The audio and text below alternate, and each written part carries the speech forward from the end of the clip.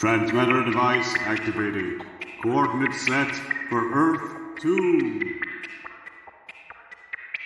Hey everyone, welcome to the Earth 2 podcast, a podcast where we explore the origins and development of the DC multiverse and the legacy of their Golden Age characters throughout the Silver and Bronze Ages of comics. I'm Peter Watson. He is Peter Watson, he's not lying, he's telling you the truth. And I'm David Steele. Welcome back, thank you for joining us. Today we are looking at part 1 of the 1966 Justice League of America and Justice Society crossover team-up.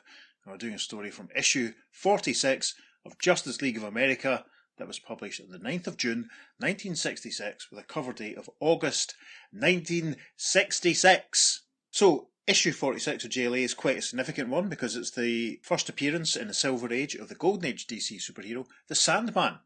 Now, the Sandman is probably the last of the big name JSA members from the 40s to make his reappearance. We've had Wildcat turn up fairly recently, but Wesley Dodds, the Sandman, he hasn't been around for a very long time. So he first appeared in New York World's Fair Comics #1, released in April 1939. So he's one of the earliest DC superheroes. He had a regular feature in Adventure Comics, running from issue 40 to number 102. He got a new look in issue 69, when previously he'd worn his very famous, very iconic suit, gas mask, fedora and big coat stroke cape combination.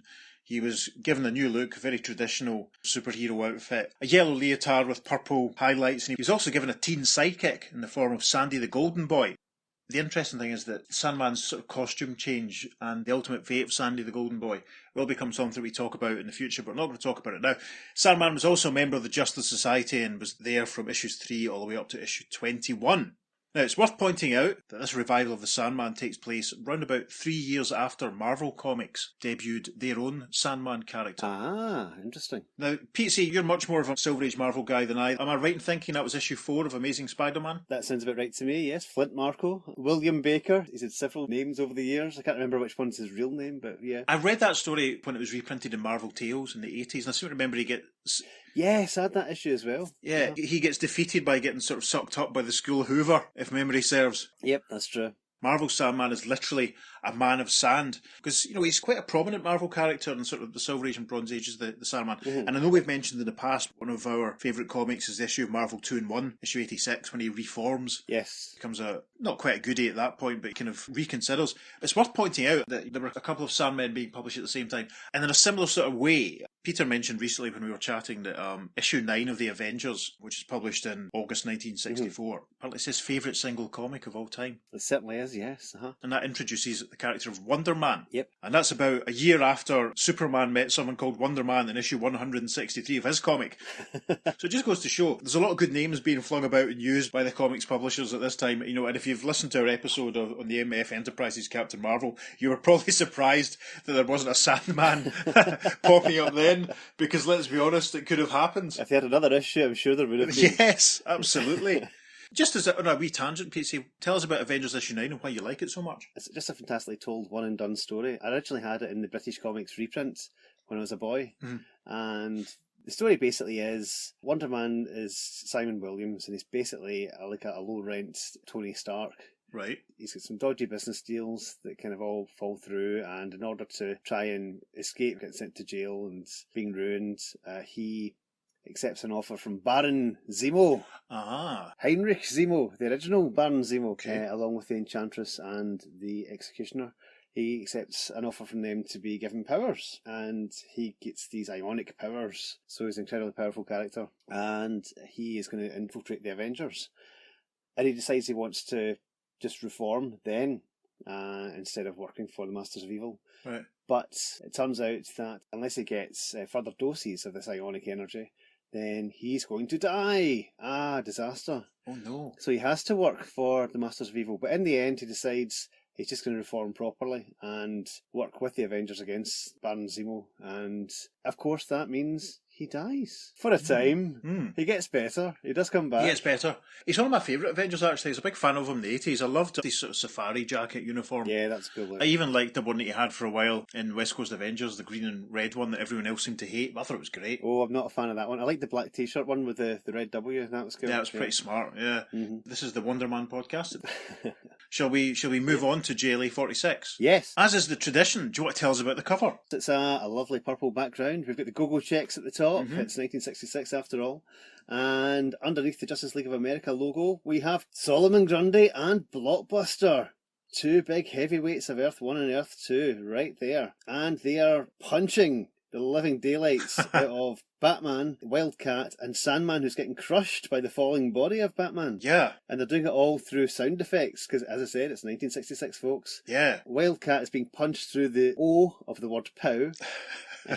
Solomon Grundy has given a lovely left hook to Batman, and his fist has gone through an O of sock. Yep. And Sandman is being crushed on the ground on top of a big giant sound effect that says thud. Terrific. A lot of Silver Age comics, let's be honest, they're quite sophisticated. Mm. You know, they were really pushing the envelope. You know, they were taking themselves seriously and they were telling really good stuff. This is almost a step backwards, isn't it? It's very... Yeah, definitely. It's that sort of cartoony thing that a lot of people who aren't really too familiar with the genre, I suppose, would equate and think that all comics are like. Yeah. It's certainly a bit more simple. I love the brightness of this cover. It's so vibrant. I mean, we've got this gorgeous, bright yellow Justice League of America logo against the purple, and then the POW is in giant green letters. The sock is in giant yellow, and it's an orange against a purpley pink flash that the thud is made up of, and that's just gorgeous. And as usual, like a lot of the comics that we've been reading at this time, there's an awful lot of text on this cover as well, isn't there? There certainly is. The battle marathon that turns the universe inside out. Batman, Sandman, Wildcat, plus 7 more superheroes. Versus Solomon Grundy, Blockbuster, Antimatter Man. It's too overwhelming to be shown on this cover. Now, we have met Wildcat already in the podcast. We met him recently. Yes. In the pages of Brave and Bold 62. Batman's turned up plenty of times. We've already said this is the first appearance of the Golden Age Sandman and the Silver Age. Solomon Grundy, we've met already in the pages of Showcase 55, and for him this story follows on from that. But this is the first time we've met Blockbuster, and Blockbuster hasn't been around for very long. He was actually only introduced in issue 345 of Detective Comics, which obviously just a couple of issues before an issue which we did quite recently. Yes. And that was published in September 1965 with a date of November 65, so he's not even been around for a year at this point. No. He pops up in Batman again quite soon after this story. It's a really, really iconic cover by Carmine. Yes, that's correct. The Blockbuster goes bat mad. Yeah, red cover with the logo getting sort of really mashed up and stuff. It's a cracker. So yeah, Blockbuster. Mm-hmm. Nothing to do with the Song by Sweet or the popular chain of video rentals or indeed the daytime quiz originally presented by Bob Holness. No, nothing at all to do with them. Blockbuster's very Hulk-like in that he was like a frail chemist who develops this formula and it turns him into a mindless super strength savage pretty much. But I do love in the cover as well, he does still seem to have a very nice parting in his hair. Yes. Very kind of stylish, very 60s. I'm glad to see that even the mindless savage takes care of his hair there. I remember when I used to have a parting in my hair. Those were the days. Before your hair parted. Exactly. I've been quite down on Mike Sikowski in the past. We should point out the cover's drawn by Sikowski and Joe Giella, Joe Giella, right? I couldn't remember his full name. Yeah. It's safe to say that Sikowski has kind of raised his game a little bit in the artwork in this story, possibly influenced by some of his now contemporaries. There's a lot to enjoy. So, shall we get started? Let's do this. Awesome. Our opening splash panel. We see the Antimatter Man, who was too overwhelming to be shown on the cover. To me, he looks very much like a Star Trek baddie. Do you know what I mean? Yeah, he's kind of got the head shape of like one of the grey aliens, as it were. Yeah. But his face is because he's got half blue and half black. It sort of looks like the character Frank Gorshin played in the original series. Yes. Beale, is it Beale or Loki he was? I can't remember. He was one of them. Yeah, those two characters had the two-sided face where one was dark and the other one was white. So it's very similar to that. That's exactly what I was thinking of, yeah. He was an orange outfit, it's like an orange t-shirt and orange leggings, and he has a purple belt and he wears boots. He's sort of standing in the middle of this image, and ranged before him are the assembled members of the Justice League of America and the Justice Society of America, and they're all in it sort of forming a human chain that appears to be trying to stop Earth 1 and Earth 2 from colliding. It's a brilliant image. And as usual, as you would expect, because it's 1966, there's a heck load of text. There is indeed. So, let's do the roll calls first. Because we have got 2 roll calls here for the Justice League and the Justice Society. So, Justice League roll call is Batman, Flash, Green Lantern, and Hawkman. Yep. And the Justice Society roll call is Black Canary, Dr. Fate, Dr. Midnight, Sandman, Spectre, and Wildcat. An interesting 4-to-6 ratio there of Leaguers to Society members. Yeah, it's great. And one thing I like straight away that I notice is there's no duplication here. No counterparts. It's only one Flash and it's only one Green Lantern, it's only one Hawkman. No mention of the Atom, but that's perhaps a spoiler. Caption at the top tells us it's story by Gardner Fox, art by Mike Sekowsky and Sid Green, and then we have another story setting caption, which goes a little bit like this. Hurtling toward collision, destruction with each other are Earth 1 and Earth 2. Striding towards those Earths comes another world-shattering menace from the antimatter universe. As if this isn't enough, you know what's now happening on Earth 1 and Earth 2? Sheer disaster in the persons of Blockbuster and Solomon Grundy. But we can't go on. You'll have to read all about it for yourself. Our nerves are too badly shattered because we already know what's going to take place in the crisis between Earth 1 and Earth 2. Amazing. There we are. I'm really excited we're doing these stories because I got these issues, I seem to remember, my friend Scott bought me them for my birthday, in Stateside Comics in Glasgow, which I ended up working in a few months later. They're amongst the earliest JLA JSA team-ups in my collection as far as from a position of me owning them, so I've owned these comics for nearly 30 years, which is very, very nice. So, straight into the story then. As a truck hurtles at dangerous speeds along the twisted roads of Morrow Mountain. Morrow Mountain, that's interesting. Yeah, and we see a truck with Acme Furs written on it. It's a green truck speeding along clouds of dust as it being cast up, as it hurtles along the road. And we see in the distance, flying behind it, it's Hawkman, the Hawkman of Earth 1, and he is thinking, those fur hijackers won't get far. I'll soon overtake them and... Uh-oh. Heavy fog rolling in. Yeah, in the bottom of the panel we see sort of what I said there was the clouds of dust. It's the heavy fog that Hawkman is talking about. That's rolling in, and then the next panel, his view of the road is completely obscured by this cloud of fog, and he's thinking, fog's become so pea-soupy. I can't see the truck at all now, but... judging from the sound of its motor, I'm right over it. Then the caption for the next panel says, suddenly the mist thins and Hawkman sees to his amazement... there's a different car underneath, and he's being fired upon. Hawkman thinks, great Polaris! The truck is gone, and there's an armoured car in its place firing up at me. Yeah, instead of a green truck, we have a sort of purple armoured car, and there's a hood and a suit with a hat firing up at Hawkman. It's got the blam blam sound effects. We move to panel 4, and the caption says, dipping and darting, the winged wonder whips wisps of mist in front of him. With a flap and a flap of his wings, Hawkman thinks, truck or armoured car, those men are criminals. One thing's sure, I'm not leaving here empty-handed. And then the caption for the next very exciting panel. Then, like a disembodied spirit, he drives out of the mist. And as Hawkman bursts into action, he thinks, they left the car to get a better shot at me, only to give me a better shot at them. Yeah, and we can now see 3 hoods, including one guy who was wearing the same colour of suit as the one that was firing on Hawkman. He's been taken out by a whap with Hawkman's mace. There's a couple of other guys with hats and guns pointing at him. We move to the top of page 3, and with a zock, Hawkman takes out another one of the baddies, and he's thinking, this guy's jaw makes too handy a target to resist my personal touch. And then the next panel, he thinks, when they come to, I'll find out how they pulled that switcheroo. And this is great. With a little flash of emphasis and a clunk and a sock, we see Hawkman taking out another baddie. And again, very similar to the Green Lantern story we did very recently. There's a huge sprinkling of very large cartoony sound effects, very like the ones that we got on the cover. And again, as we've said before, this is obviously the influence of the Batman TV show at this point, setting the public image of comics back decades. As much as it's fun, we're still having to explain to people that they're not like that 60 years later. So, it's a bit of a slow dissolve, and the caption for the next panel says, on Morrow Mountain, another grim figure is bursting with questions as his sand car hurtles after a fleeing vehicle. Yes, and we see in this panel a very sleek red motor car, very sleek indeed. There's almost a hint of the 70s Batmobile to it, actually. Mm-hmm. And we can see this car is being driven by a besuited, gas mask wearing, hatted figure. Yes, it's Wesley Dodds, making his first appearance in decades. Fantastic. As he roars along, the Sandman is thinking, beats me how I could be chasing an armoured car, only to have it turn into a big truck. My best bet is to run the truck off the road. Indeed, we see in the panel the green fur truck from the previous page. The caption for the next panel then says, Get set for a thrilling treat, fans. You're about to see Sandman, one of the original members of the Justice Society of America of Earth 2, go into action with his special weapon, sand. And in a nice little effect, we've got kind of at the bottom of the caption box, it's almost like dissolving into sand itself. It's almost like little sand particles drifting out the bottom of the caption. It's very effective.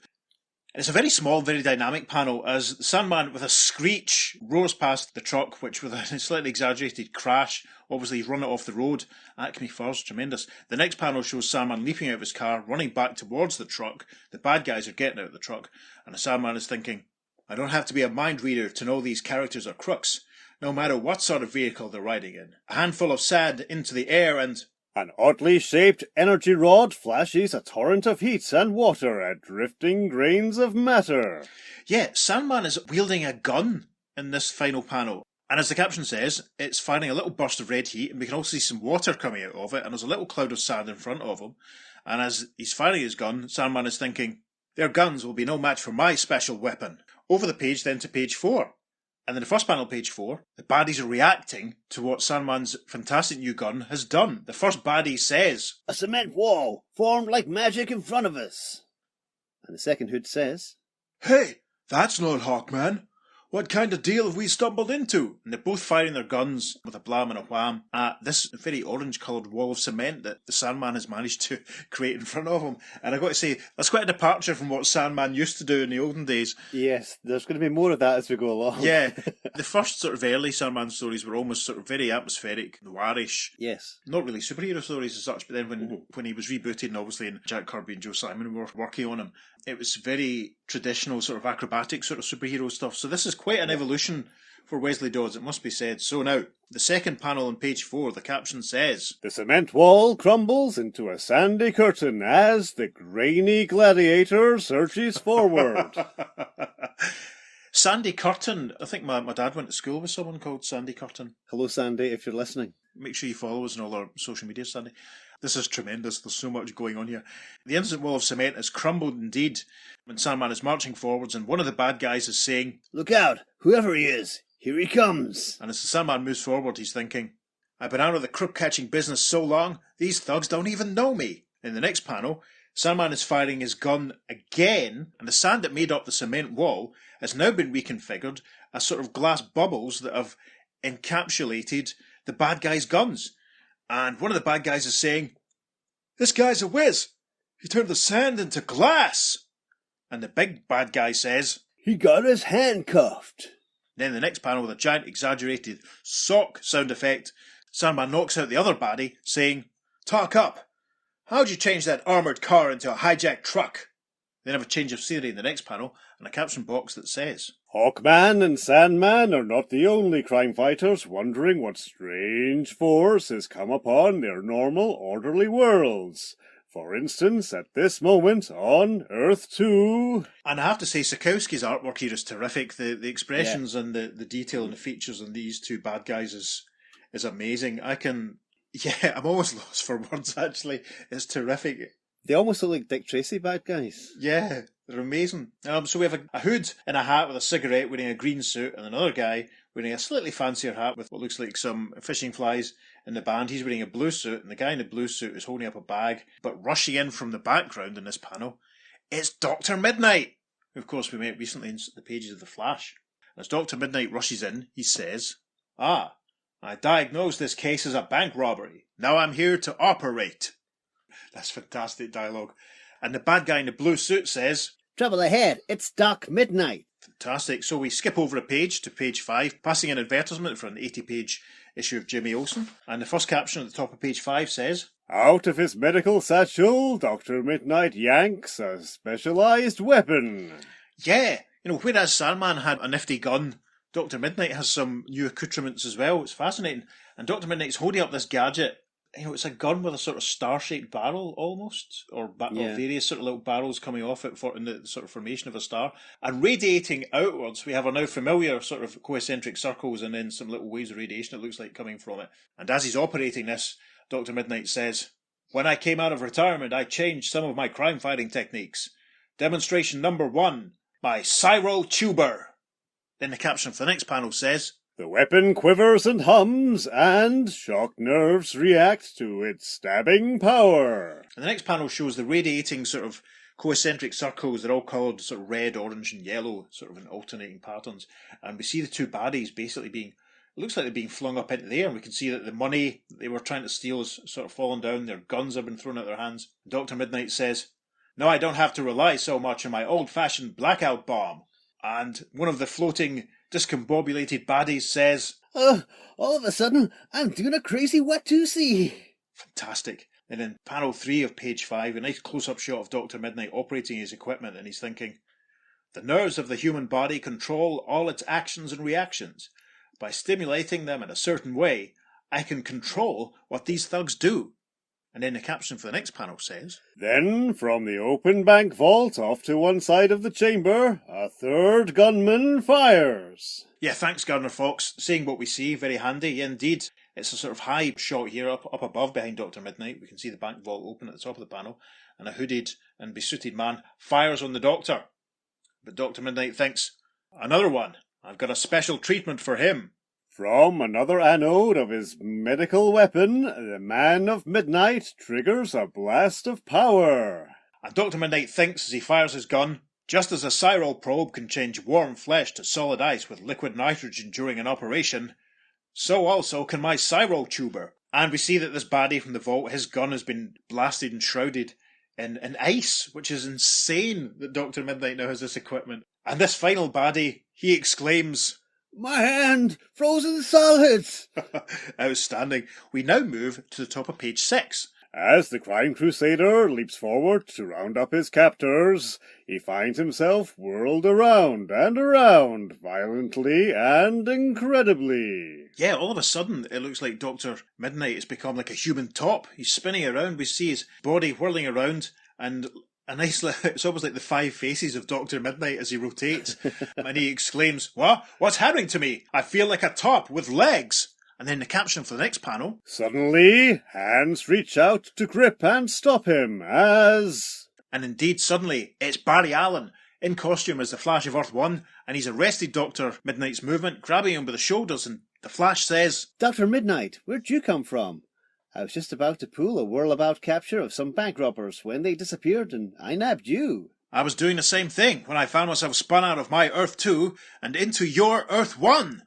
We then have another change of scenery and a caption that says, Elsewhere on Earth 1, under cover of a tear gas bomb from his utility belt, Batman blasts through at some jewel thieves. And a very thick, Sikowski-looking Batman indeed is tackling a couple of baddies, one of whom wears an orange suit. He's a bit of a buzz cut thing and his hat flying off. There's another guy, looks very, very haggard, very jowly. Receding hairline, tufts of hair at the side. He's wearing a dark suit and a red tie. We can see jewels flying all around as Batman takes them out. Batman's punching the baldy guy with a giant whap sound effect. He collides with his mate with a clunk, and as he's doing all this, Batman is thinking, I'll wrap this up so fast, these crooks won't be cleary-eyed till they see themselves in jail. The caption for the next panel then says, There is an abrupt moment of intense cold, of dizziness, and out of nowhere comes a flying fist. Yeah, with a giant thud sound effect, Batman is suddenly getting a punch on the jaw, and he thinks, That punch had knockout drop plastered all over it. The caption for the next panel says, For a few moments before the last wisps of the tear gas bomb disappear and they can recognize each other, 2 crime crusaders exchange powerhouse punches. And it's revealed that Batman has actually just been punched by Wildcat. With giant zap and pow sound effects, they're still laying into each other, and Wildcat realises what's happening and says, Hold it! What am I doing battling Batman? And the Cape Crusader replies, Wildcat, how'd you get mixed up in this? So Batman knows Wildcat. Yes, and we'll know him again and again and again in the pages of Brave and Bold.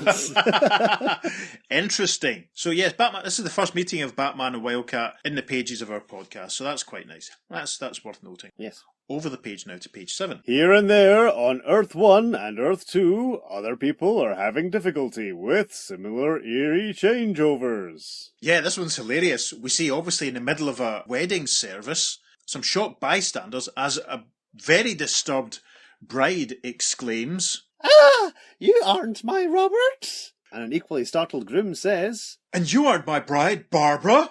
And then the next caption for the next panel says, The fight game was put back several years when... and this is outstanding, talk about strange sports stories.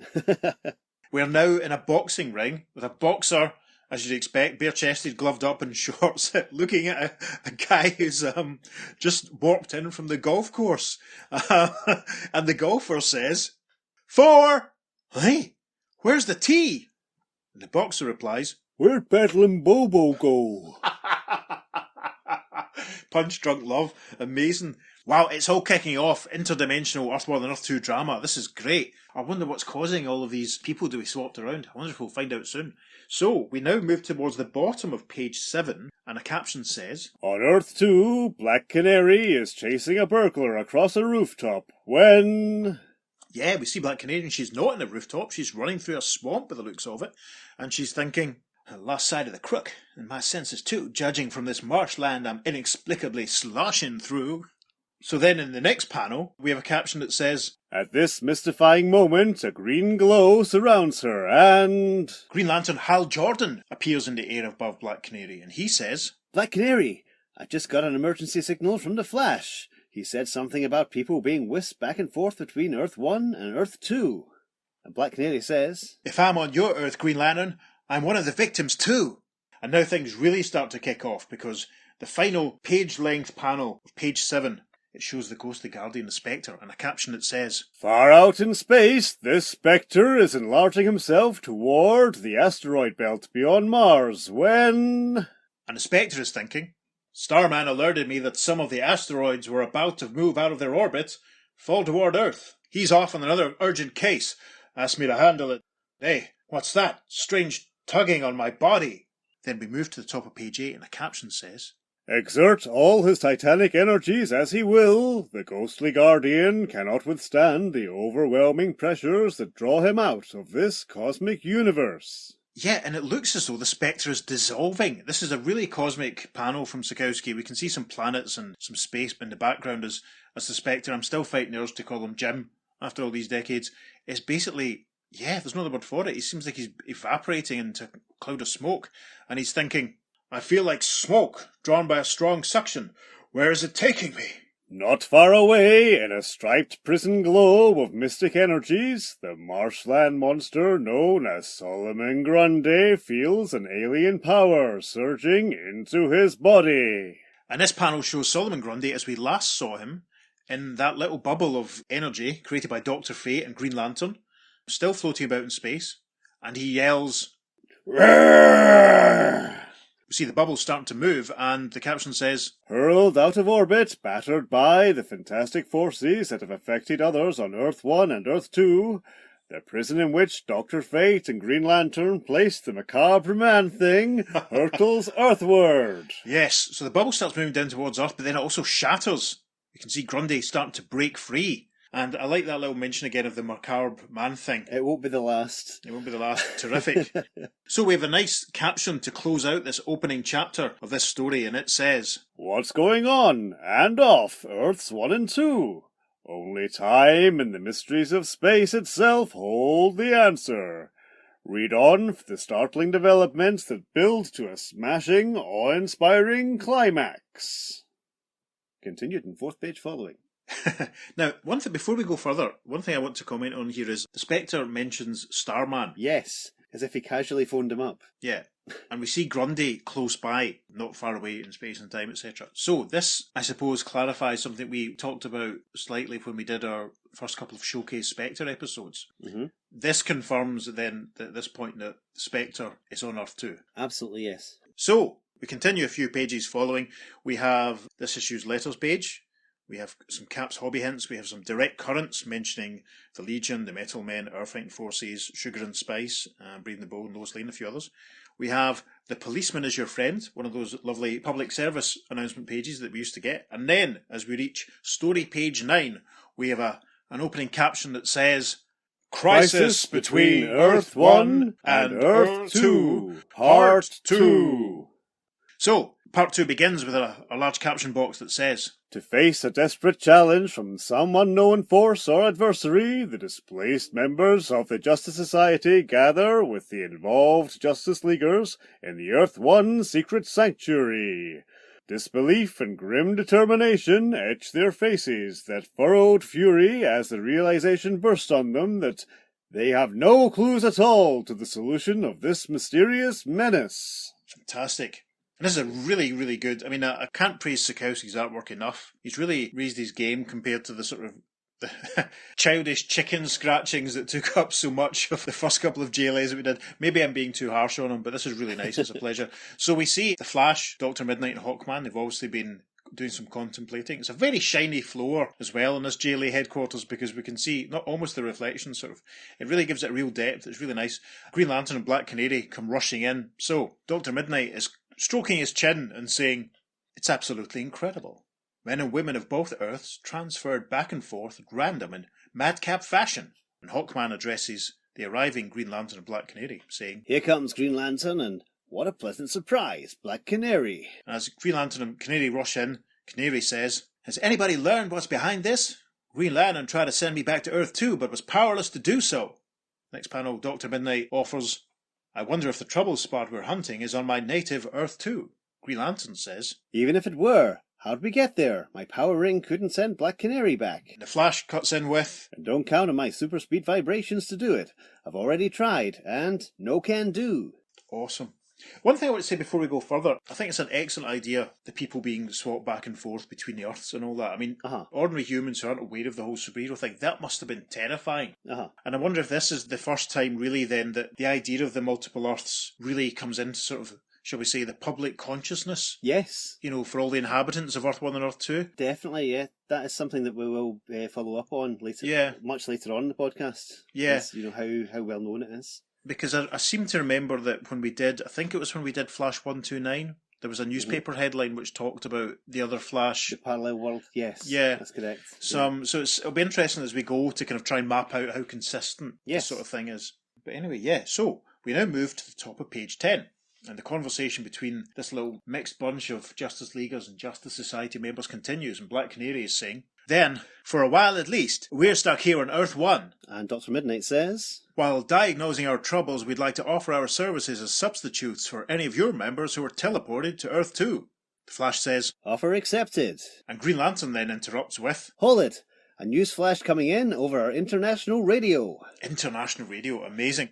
The caption for the next panel then says, Elsewhere on Earth-1, the hulking humanoid known as Solomon Grundy has made a landing from his orbiting prison globe. And we see Grundy, who seems to have grabbed a tree in his left hand, and he's not very happy. He's yelling, "Rah! Me find Green Lantern! Me kill him dead!" So that's cool. It's references to the Alan Scott Earth 2 Green Lantern, who does not appear in this, who is not appearing in this film, who doesn't appear in this story, which is great. The caption for the next panel, Demented rage sparkles in his bestial eyes. Hot blood surges through his veins with primitive kill lust. One thought alone obsesses his subhuman brain. And we see Grundy trashing a house, basically, with the tree trunk, and Grundy says, "Me hate Green Lantern. Me kill him dead." And in a voice, what looks like someone actually inside the house, this must be terrifying for them, says, "Call the police! A monster's on the loose!" Then the caption for the next panel, From countryside to city street, the marshland monster turns its titanic strength to senseless destruction as... This is a great panel, very dynamic artwork showing Solomon throwing some cars around as a policeman firing on him, as a giant crash sound effect. And one track mind Solomon Grundy, he's saying, Green Lantern, come here, then me kill. We have arrived at the bottom of page 10. And a caption for the next panel then says, Hold on! Solomon Grundy is not the only awesome avatar being freed from an imprisoning sleep, for in Gotham City's Alfred Memorial Foundation at this moment, in a laboratory where unleashed power is running wild... So this panel, very exciting. There's electrical equipment obviously fizzing and zizzing and popping because we see Blockbuster breaking free from his restraints. We can see some electronic scientific equipment ranged around the room, and there's a scientist in attendance who's very concerned, and he exclaims, "The Blockbuster is breaking loose, disappearing before my eyes." and it does look as though Blockbuster is growing a little transparent around his face and his head. It's almost like he's fading from sight. Yes. I wonder where he's off to. The caption at the top of page 11 says, The eerie energies that have displaced people from Earth 1 to Earth 2 now displace Blockbuster. Just as Solomon Grundy was switched onto Earth 1, the brute behemoth has been transferred to Earth 2. and we see Blockbuster marching through a swamp. I wonder if it's Slaughter Swamp. Could be. Could be. Let's see if there's any of Rex Tyler's contaminated chemicals in the water. Then we'll know. Rex Tyler's Contaminated Chemicals was a programme that ran on children's BBC in the early 90s. So this panel shows Blockbuster marching through the swamp with a grrrr. I'm glad I'm playing Blockbuster because he's got much less dialogue than Solomon Grundy. Anyway, we then have a full panel space of text, which is a bit helpful, and it says, Thus, our superheroes of Earth 1 are about to be challenged by only one mammoth monster. But what an adversary Solomon Grundy is going to be, for, imprisoned in the globe of striped magic yellow bands and power ring green bands, he has absorbed some of Dr. Fate's powers, as well as those of Green Lantern. oh no! And then we have a lovely go-go check band, just to emphasise the fact it's 1966. Mhm. And underneath that it says, Editor's Notes. If you haven't read it, you're out of luck. But if you can beg, borrow or buy a copy of Showcase 55, you can still thrill to Solomon Grundy goes on a rampage.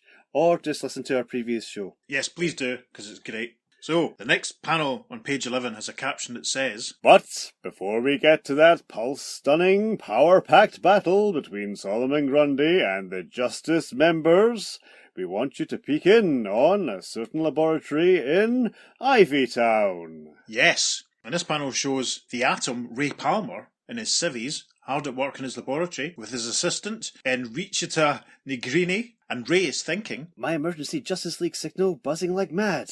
But the size and weight controls of my invisible atom uniform won't function. oh no. The caption for the next panel then says, Though he has been helping his Italian exchange scientist assistant, Enrichetta Negrini, in her greatest experiment, Ray Palmer quickly loses interest, since... and we can see Ray making fists to try and activate his size-changing equipment, and it's not working, and he's thinking, I can't help my fellow members in whatever case it is that occupies them. I'm stuck here. It's Ray Palmer. I wonder what's affecting Ray's size-changing equipment. I wonder if we'll find out. I hope so. Right, so we now move to the bottom of page 11 and a caption that says, Okay, now we're ready. The seething hate in the brain of Solomon Grundy allows him only one thought. Seek out and destroy Green Lantern. And as the members of the Justice groups surge forward, he hears that name cried out. And this panel's almost from the point of view lurking behind Solomon Grundy as he's looking up and he sees the silhouette of Hawkman flying in and Green Lantern bearing Dr. Midnight, Black Canary and the Flash on a little power ring generated platform.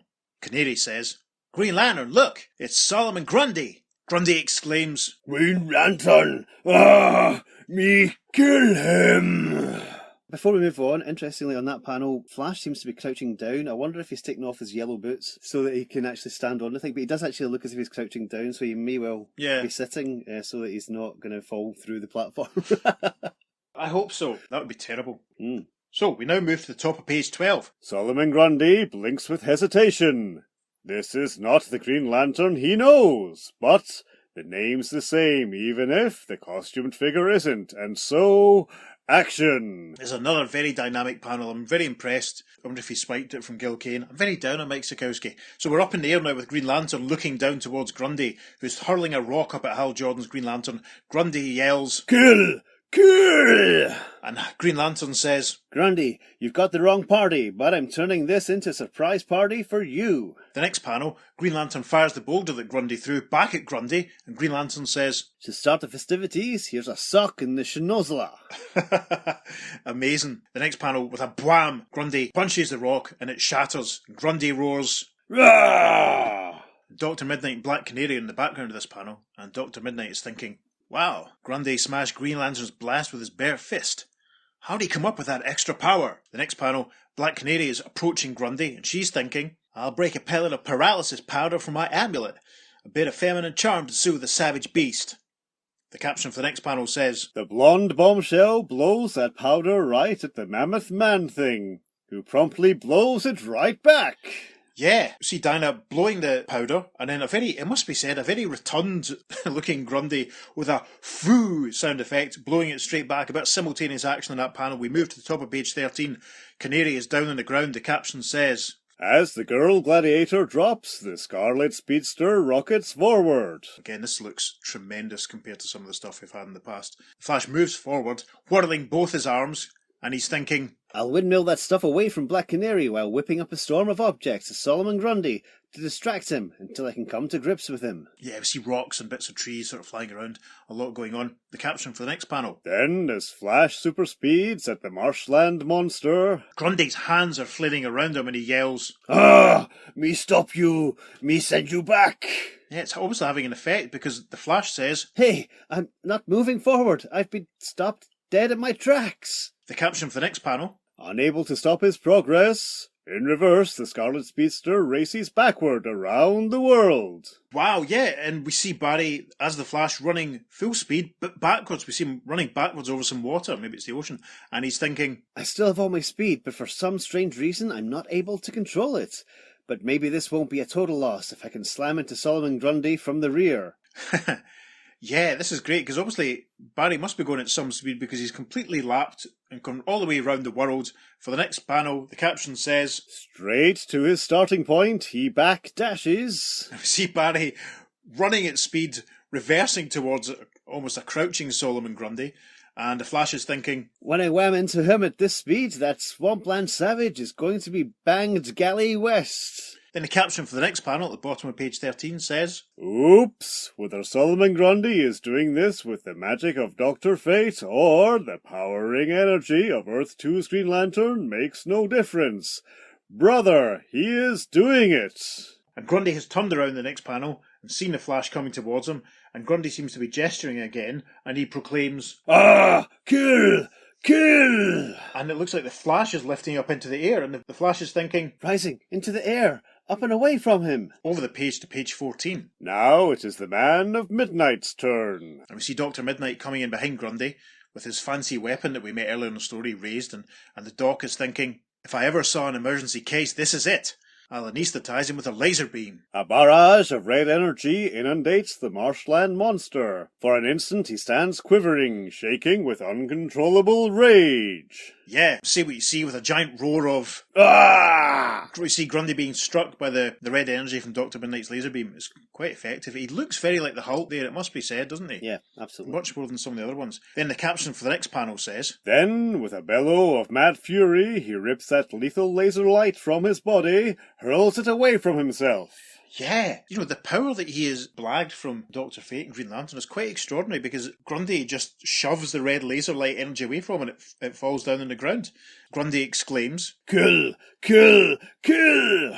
Green Lantern is flying overhead, Dr. Midnight ducking out the way of the red laser energy, and Dr. Midnight says, take cover! That stuff couldn't harm him, but it could kill us. So I maybe underplayed that slightly when I said that Solomon threw it onto the ground. Not to worry.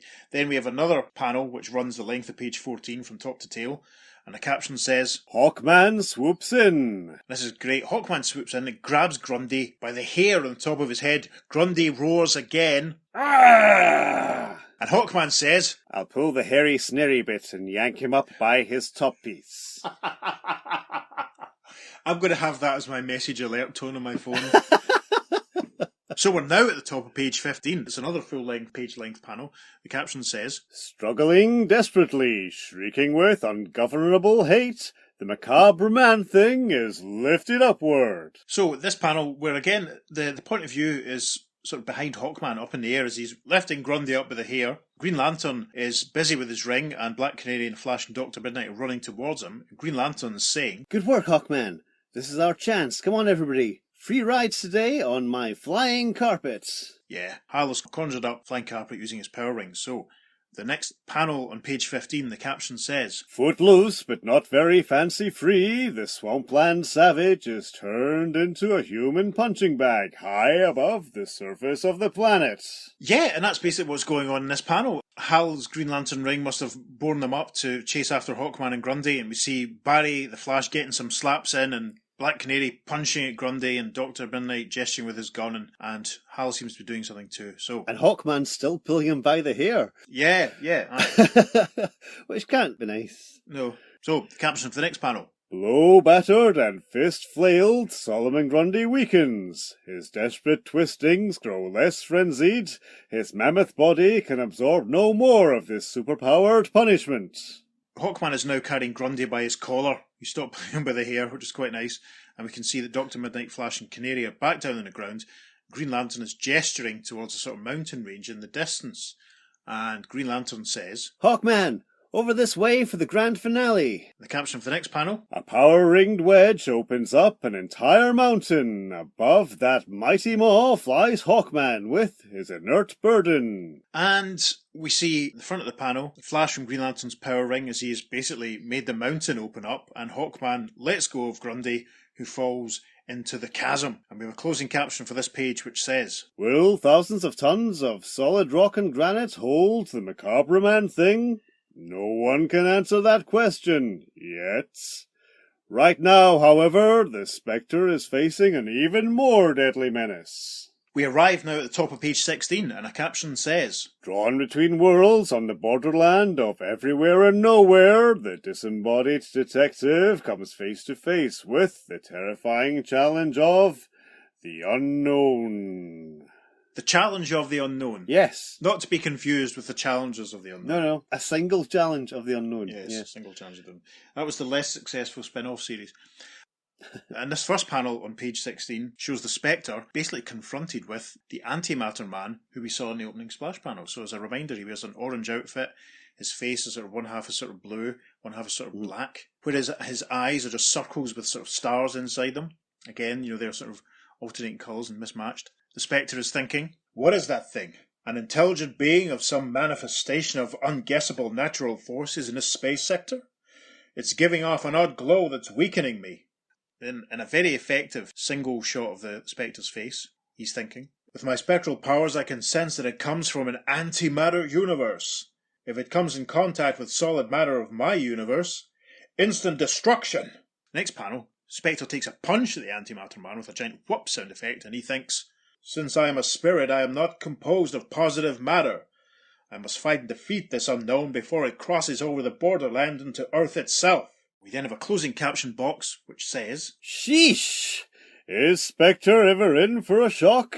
If you are brave enough, go on reading, but if you can't stand thrills and dangers, surprises and catastrophes, stop now and play it safe. For the valiant ones, the story continues on the second page following. So, over the page to page 17, and we have a caption that says, Crisis between Earth 1 and Earth 2, Part 3. And we have an opening caption that says, In the eerie realm between Earths, between space and non-space, on the very rim of time itself that borders our matter universe and the antimatter universe, which is the opposite of our own world, the ghostly Guardian engages in one of the most frightening fights ever known. Though the Spectre is not composed of matter, the alien energies seething inside his antimatter opponent take their own toll of the spirit sleuth. Yes, this is obviously where the Spectre has ended up after he dissolved earlier on, where we saw him. And the first panel on page 17, there's only two large panels on this page. The antimatter man retaliates with a zwack, but the Spectre notices something has gone wrong, and he thinks, my arm shrank to a third of its former size, and oh, my battered head! And indeed, yeah, the Spectre's right hand and right arm has shrunk. I wonder if that's the effect of the Antimatter Man. It must be. It looks like a baby arm. It's really freaky. Yeah, it's really... Well, it's not as freaky as the next panel, where the Spectre's head has grown to an enormous size on his normal-sized body with its tiny shrunken right arm. It's quite tricky in a perspective. So him and the Antimatter Man are standing amongst a sort of very spacey cosmic background. But this giant-headed Spectre is now thinking, "My head, swelling up like a balloon. Every time I come into contact with the Antimatter Man, something terrible happens to me." At the top of page 19, a caption says, As the discarnate detective desperately seeks to rally his ebbing powers... Yeah, with a bop, the Antimatter Man strikes the Spectre on the head, with the result that his legs shrink up into his body, and his head's still quite enormous. He looks like a weird Funko Pop version of the Spectre now. It's quite funny. Spectre is thinking, "I'll suspend time itself so I can't... Oh, too late! He's hit me so hard he's driven my legs up into my body." Caption for the next panel. Distorted and deformed, dazed and shocked by contact with antimatter, the Spectre is helpless to move. This is horrible. His legs have disappeared and his trunks are basically just stuck on top of his shoes and his little pixie boots. It's horrifying. The Antimatter Man has started walking away, and this distorted Spectre is thinking, "At least my spirit senses are still functioning, and they tell me that Antimatter Man is on his way to Earth. The instant he sets his antimatter foot on Earth, they'll both blow up like an exploding nova." The caption for the next panel. Threat builds upon threat as the Spectre sees. And the point of view for this panel is behind the Spectre's head, as he looks and he can see twin Earths in space in front of him, and he's thinking, "Earth 1 and Earth 2 on a collision course. Even if Antimatter Man never steps in either of them, they are doomed to meet and blow up anyway." Good grief, the stakes have never been higher. The caption for the next panel. Quietly but desperately he fights a lone battle, exerting every effort to command his spirit shape to its normal form, rising upward and outward toward the twin Earths. The Spectre's managed to return to his normal proportions, and he seems to be growing in size, and he's thinking, "I am the only one in all the universes who knows about the oncoming doom of Earth 1 and 2. It's up to me to prevent it." Caption for the next panel. And then, outdoing the legendary Atlas with the world upon his shoulders, the ghostly Guardian holds off one Earth with his hands and the other with his feet. This is outstanding, don't you think so, Peter? Yes, absolutely. I mean, actually, if you rotate the page 90 degrees, it almost looks like he's standing on one Earth. He's stretched out his full height and is using his hands to try and push the other Earth away. Now, the two globes, they appear very much as sort of solid objects, like one of the Spectre's feet is over the ocean, one is over land, and he appears to be holding on to North America on the other globe, so similar sort of thing to some of the stuff we've seen before when the Spectre goes cosmic. The normal sort of physical rules don't seem to apply when you get cosmic. Yes, absolutely. So, Spectre stretched out between the two Earths and he's thinking, "There, for a while at least there can be no collision. But how long can I maintain this position?" Over the page to page 19. At this critical moment, let us return to Batman and the members of the Justice Society on Earth 2, short hours before, in the secret sanctuary. And we see Batman, who is now with Dr. Fate, who we haven't seen yet in this episode, and Sandman and Wildcat. Batman is saying, "How about it, Dr. Fate? Magic me back to Earth 1. And Dr. Fate is gesturing towards his big golden crystal ball, very similar to what we've seen before, and he's still using the little lightning bolts to represent his magic. And Dr. Fate says, That's not going to be as easy as it sounds, Batman. I've been checking into my crystal ball here, and I can't see anything of Earth 1. If I can't see it, I can't send you there. As long as you're stuck here, you can help us clear up this mess. And in the background of this panel, we see the Sandman. The Sandman's hat, the brim seems a lot smaller than it should be. Yeah. It's not quite the fedora, it's a bit more of a trilby in style. The Sandman has something to say. "Hold it, listen to what's coming in over the radio." A primitive throwback to the days of the caveman is running wild in Pine Tree City. The police are unable to cope with him. Pine Tree City. Pine Tree City. That's good, that's a new one. I hope someone's writing all these down. So the voices come out of the radio and the assembled heroes react. Dr. Fate says, I wonder if that caveman character is connected with the fantastic displacements that have been occurring between Earth 1 and Earth 2. And Wildcat says, "Let's go find out." And so, unaware of the doom that threatens both their Earths, Batman, with the Justice Society members, race down upon... And it's Blockbuster. He's lifted a telegraph pole out of the ground and he's swirling it around. There's sparks flying as the electricity is discharged. Batman is riding with Sandman in his sand car. Dr. Fate is flying in and Wildcat's on his motorbike. Batman is thinking, Good gosh, it's the Blockbuster. I'd never been able to stop him as Batman, only as Bruce Wayne, because I once saved his life. The caption for the next panel at the bottom of page 19 says, Instantly, the masked manhunter yanks off his disguise, but not before Wildcat drives to the attack. Yeah, with a whap sound effect, Wildcat punches at Blockbuster, saying, Nobody's ever stood up yet to the punch that made me undefeated champion of Earth 2. Which is confirming then at this point, I suppose, that Wildcat is indeed on Earth 2 Yes.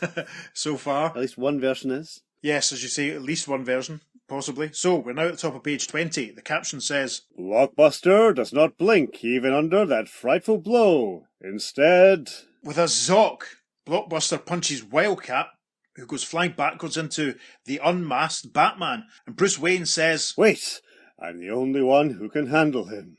The caption for the next panel, As the battered Wildcat rams into Batman, there's a giant thwack sound effect as Wildcat and Batman go down. And in the caption says, the cowled crusader lies with his face pressed into the ground, unconscious as... And the Sandman leaps into action, saying, I'll take care of him with unbreakable glass fashioned from this special sand and a blast from my sand gun.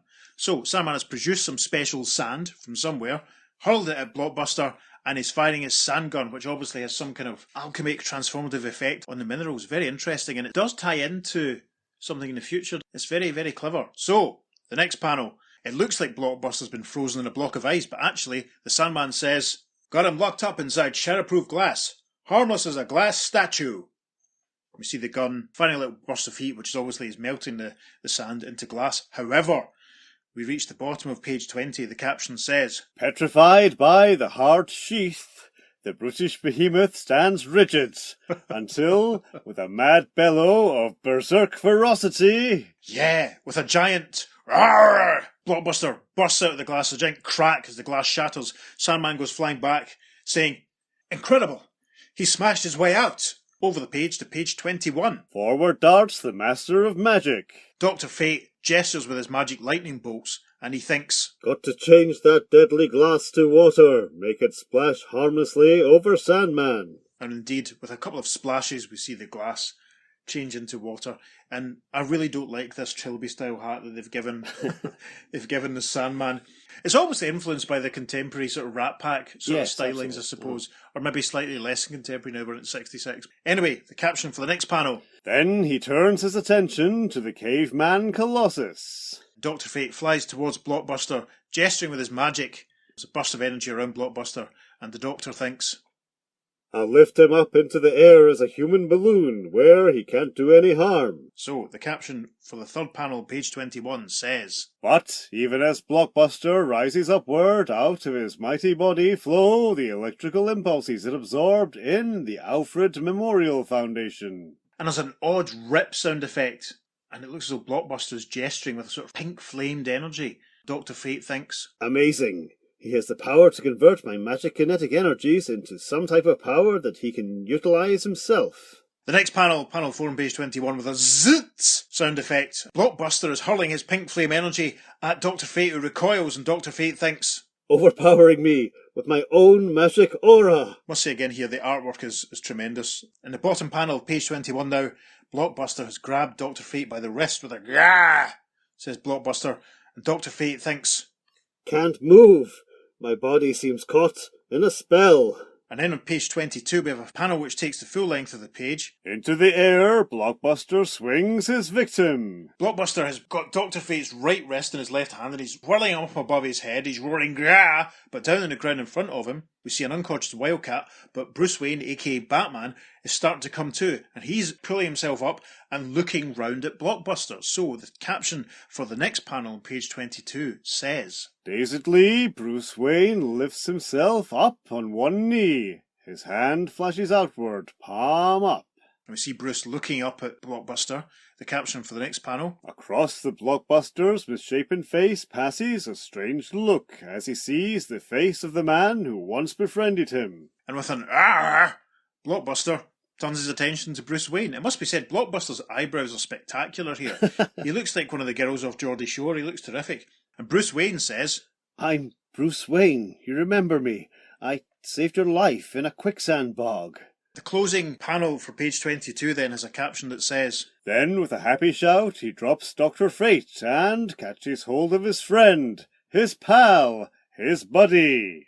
And with a Gah! This is a very joyous looking panel. Blockbuster embraces Bruce Wayne in a big hug, and Bruce Wayne thinks, Oh boy, even when he likes you, he's so strong, he hurts you.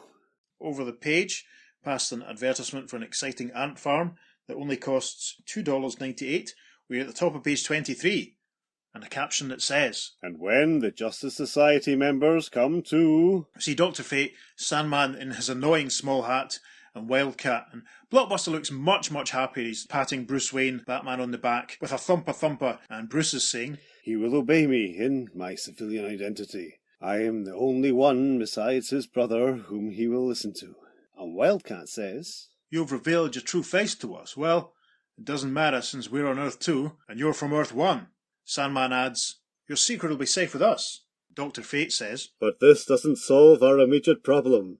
You can't go on babysitting for that brute, Batman. What are you going to do with him? Now, the interesting thing here is there's no sign here that the Justice Society members recognise Bruce Wayne. It's fascinating, especially considering we've recently had the Earth 2 Batman appear in the imaginary story, in that detective story where he replaces Earth 1 Batman, so we know if he's replacing him, he must look absolutely identical to him. Yeah, very much. So there can't be much of a physical difference between the two of them. Is it a case that the Justice Society don't know each other's identities, or is it just because Batman's not an active member? Yeah. No, he wasn't a big member back in the Golden Age, but you think they would know. Yeah, or maybe Wildcat has made the assumption that Batman of Earth 1 is Bruce Wayne, but it doesn't necessarily mean that Batman of Earth 2 is, but then as you say, you'd think they would probably know. Yeah. It could just be that because they all have concealed identities, they know how big a thing it is to take off your mask. Yeah. And reveal and expose yourself that way. So yeah, it's possibly a showing of solidarity, almost. Yeah, and Wildcat's sort of saying, it's not as if we were going to pop up on Earth 1 and tell everyone that the guy who people know there as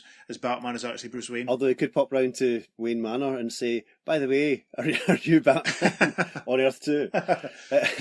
Just checking. Oh, bother, I'm just checking. Right, so the next panel space is taken up with headshots of Solomon Grundy and Blockbuster and a caption that says, What indeed can Batman and the Justice Society members do with the Blockbuster? How can they prevent his going on another rampage? And, over on Earth 1, can Flash, Green Lantern, Dr. Midnight, Black Canary and Hawkman ever be really sure that Solomon Grundy won't burst out of his mountain prison? So we have a slow dissolve now and a caption that says, On Earth 1, Ray Atom Palmer still cannot get his size and weight control device to work.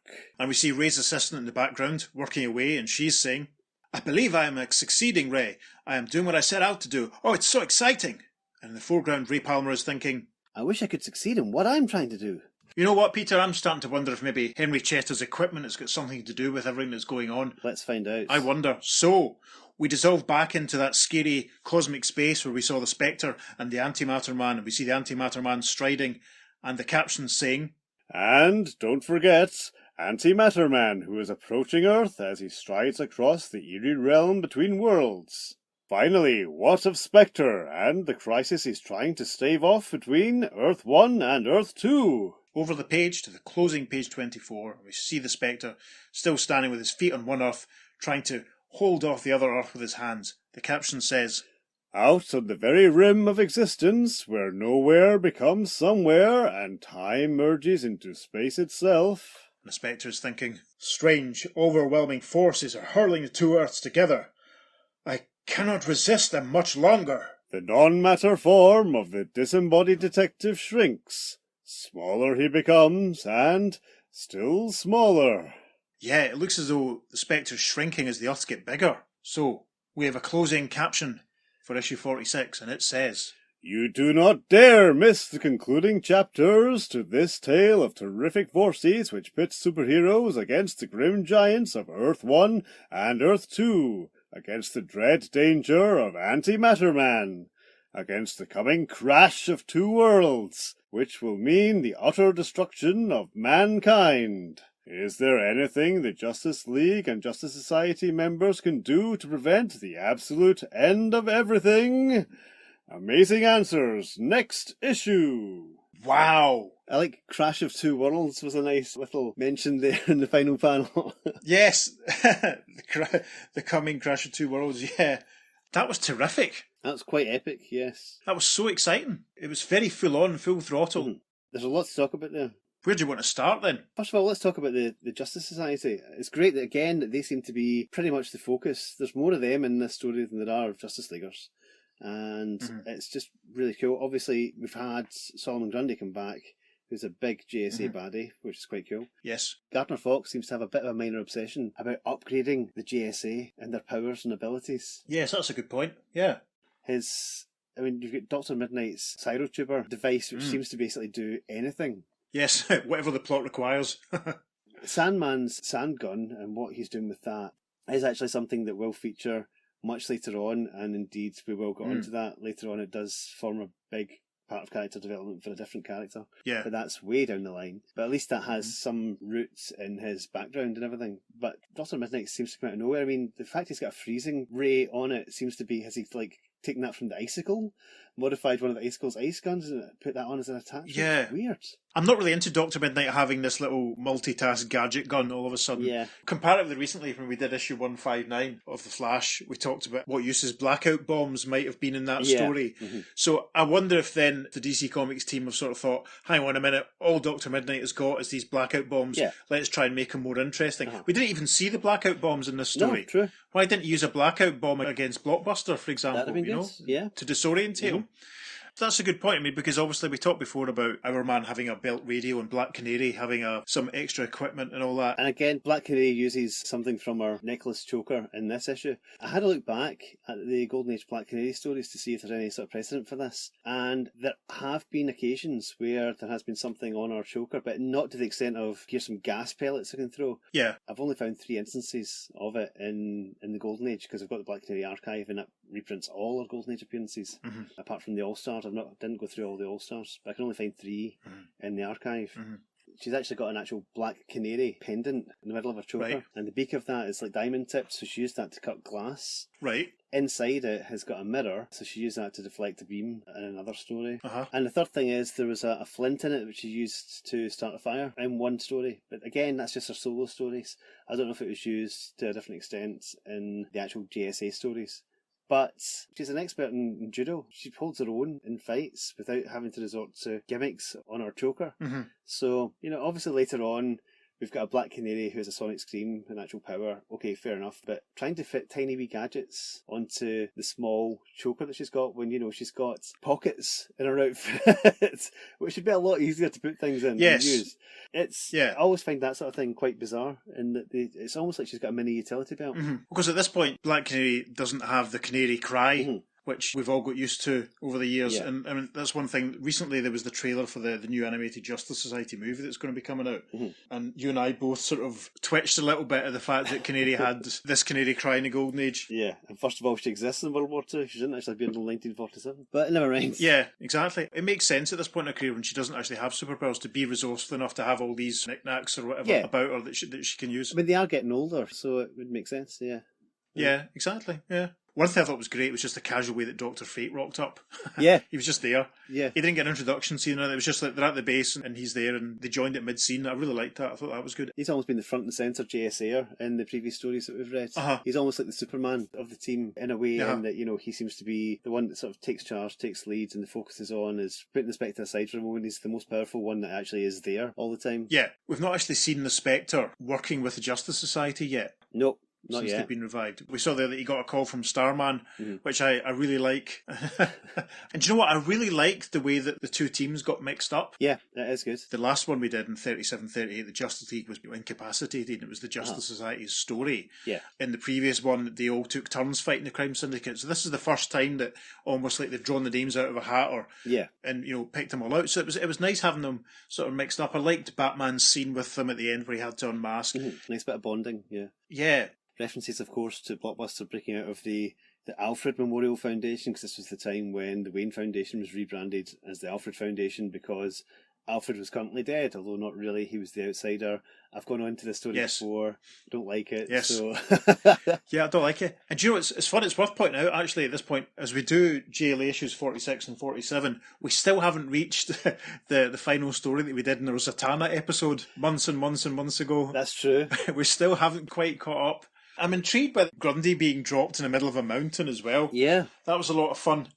Grundy being up in space and then being brought back down to Earth for this story. There's a storyline in we haven't talked about it for a while actually, the James Robinson Starman series, where Jack's way out in space and he meets a Solomon Grundy on another planet, which is basically a Solomon Grundy that was sent up into space by Dr. Fate and Green Lantern, and that story suggests this is the Grundy that was sent up into space after issue 55 of Showcase, whereas this Justice League that they've just done contradicts that. At least it does so far, unless the story finishes with Grundy being sent out into space again. But we'll see. We're getting ahead of ourselves with that. We shall see, yeah.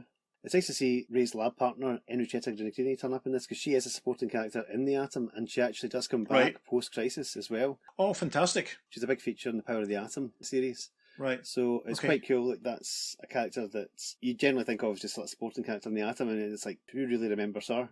And yet they use her in this. That's quite cool. In quite a significant way. Yeah, it's the equivalent of one of the supporting characters in one of the MCU movies getting a scene in Endgame or something, isn't it? Yeah, absolutely.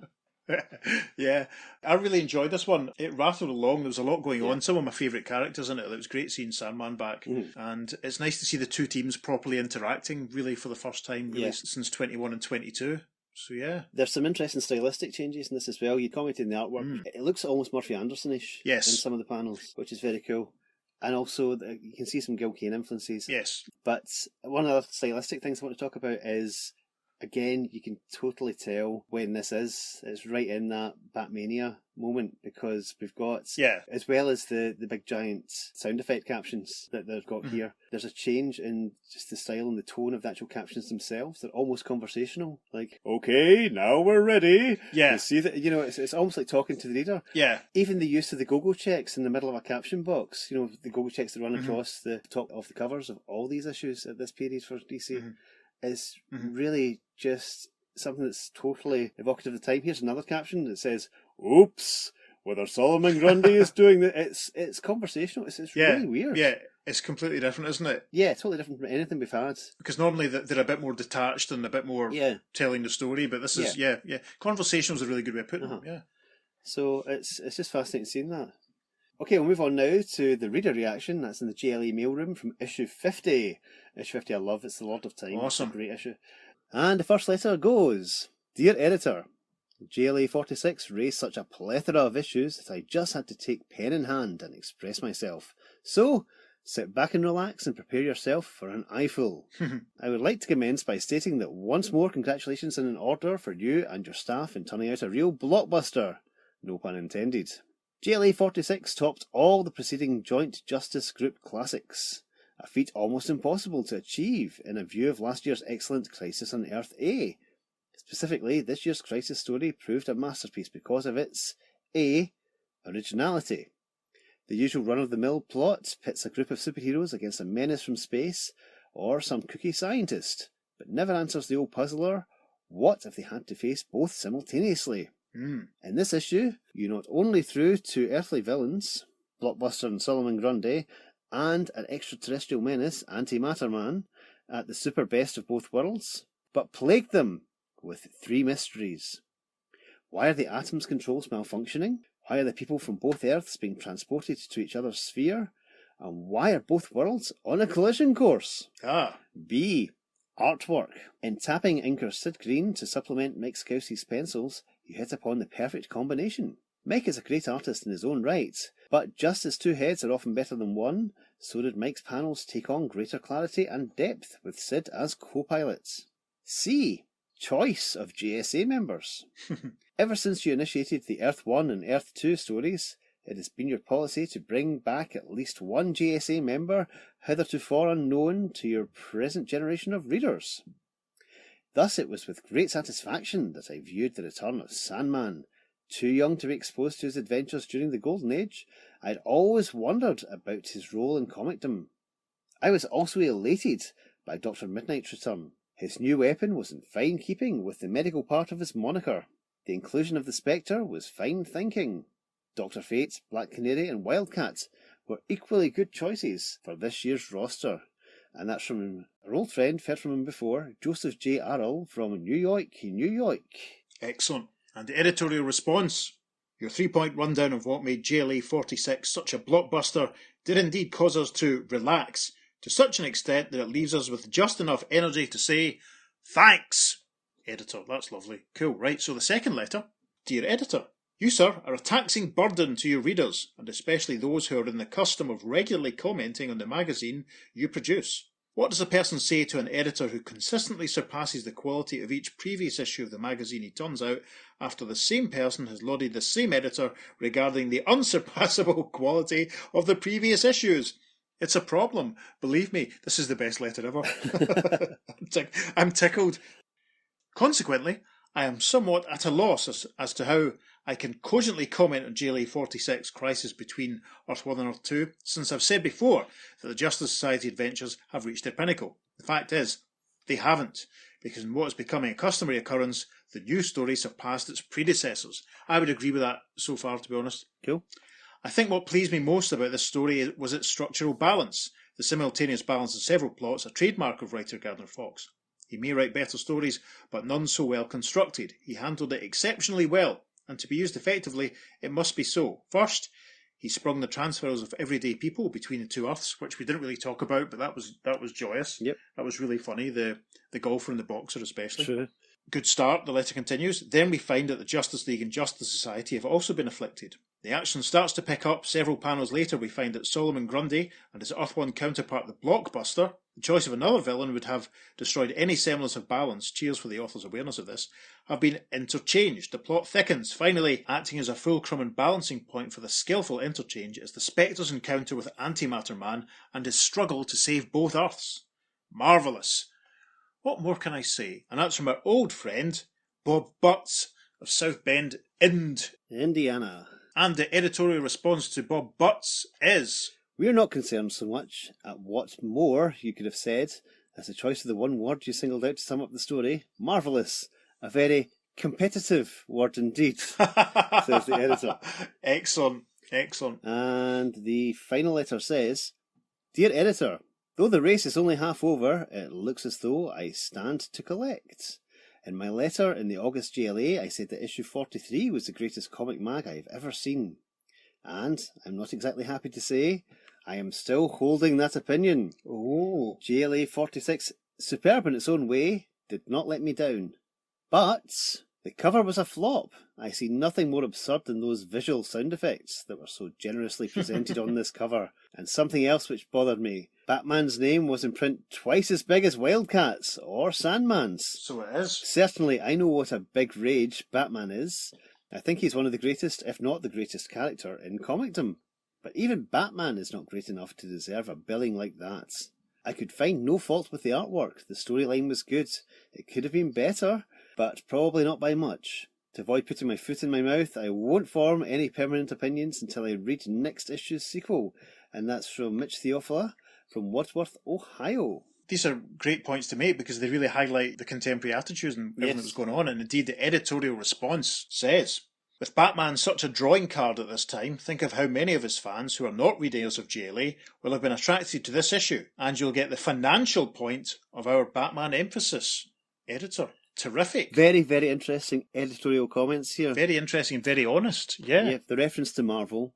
And we'll put Batman on the cover and make him prominent because it's going to sell more. That is real interesting honesty from the editors there. Yeah, it's terrific. I'm really impressed. Because obviously, Batmania in full swing. Yes. I'll have to see if I can assemble any contemporary Batman advertisements or whatever from the comics to stick on the socials so we can highlight that. Oh, I think there are plenty to choose from. So yeah, that'll be fun. Look out for that. Listeners, indeed. Well, gosh, that was a cracker. Certainly was. I need to have a lie down. That's what the readers at the time thought about it, and you've heard what we thought about it, but what, dear listener, do you think about it? Please get in touch. You can email us at theearth2podcast@gmail.com. Make sure you follow us on Facebook, Instagram and Twitter, because we always post up tons of extra comment there. There'll be a an actual gallery for this issue up on Facebook, so you can see some of the panels we've highlighted. You can find us at the Earth 2 Podcast on Facebook and on Instagram, and on Twitter we're at podcast_Earth2. We certainly are. So yeah, please check out our social medias. We're doing our best to give you as much extra sort of context to everything that's going on. We've got some good stuff lined up for these ones. So yeah, that was terrific. It certainly was. I hadn't read that story in a very, very, very long time. I loved it, apart from the Sandman's hat. Indeed. And on that note, I've been Peter. And I've been David. And you've been listening to... The Sandman's Hat Podcast. The Earth 2 Podcast. Transmatter cube activated. Return coordinates set for Earth Prime. Amazing. He has the power to convert my magic kinetic energies into some type of power that he can utilize himself. You've paraphrased that completely. It's fine. I troutened it. I just troutened it, okay? You can't give me a row then the next time I may. I haven't been.